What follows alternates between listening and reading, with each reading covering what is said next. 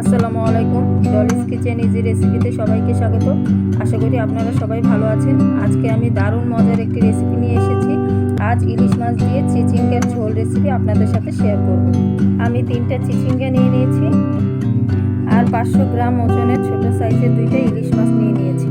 চিচিঙ্গাগুলো আমি কেটে ধুয়ে নিয়েছি, মাছগুলোকে আমি কেটে ধুয়ে নিয়েছি।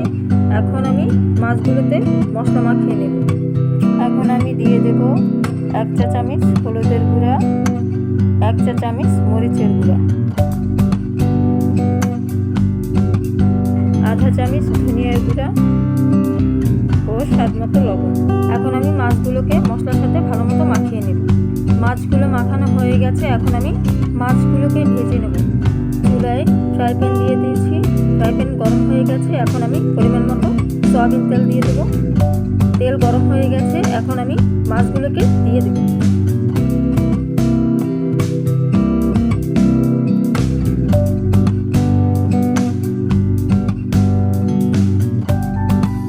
মাছগুলো দেওয়া হয়ে গেছে। এখন আমি মাছগুলোকে ভেজে নেব। মাছের এক পাশ ভাজা হয়ে গেছে। এখন অন্য পাশটাও আমি ভেজে নেব।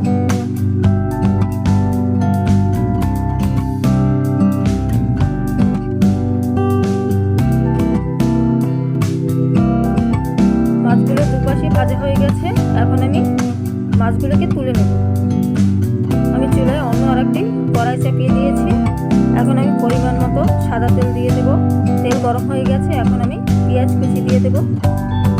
এখন আমি পেঁয়াজগুলো হালকা করে ভেজে নেব।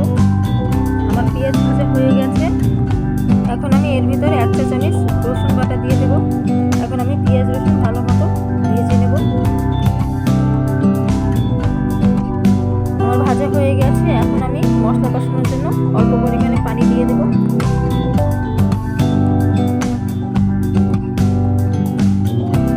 এখন আমি 1.5 চা চামচ হলুদের গুঁড়া,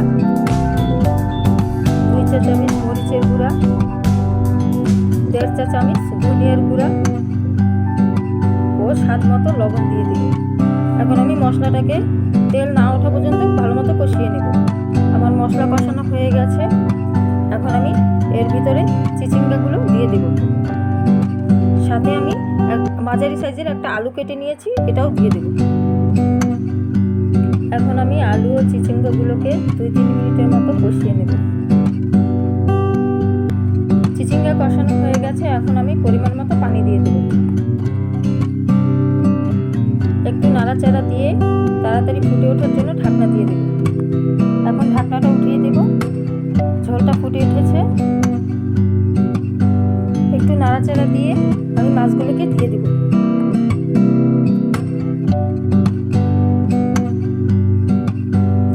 এখন আমি 3-4টা চেরা কাঁচামরিচ দিয়ে দেব। চুলাটা মাঝারি আঁচে রেখে ঢাকনা দিয়ে ঢেকে আরও 2 মিনিট রান্না করে নেব। ঢাকনাটা উঠিয়ে নাড়াচাড়া দিয়ে আমি ধনেপাতা কুচি দিয়ে দেব। ইলিশ মাছ দিয়ে চিচিঙ্গার ঝোল হয়ে গেছে। এখন আমি আধা মিনিটের মতো নাড়াচাড়া দিয়ে নামিয়ে নেব। দেখুন বন্ধুরা, দেখতে কতটা লোভনীয় হয়েছে, খেতেও দারুণ হয়েছে। আপনারা এভাবে রান্না করে খেয়ে দেখবেন। আশা করছি রান্নাটা আপনাদের কাছে ভালো লেগেছে। যদি ভালো লাগে তাহলে লাইক, শেয়ার, সাবস্ক্রাইব করে দেবেন। আল্লাহ হাফেজ।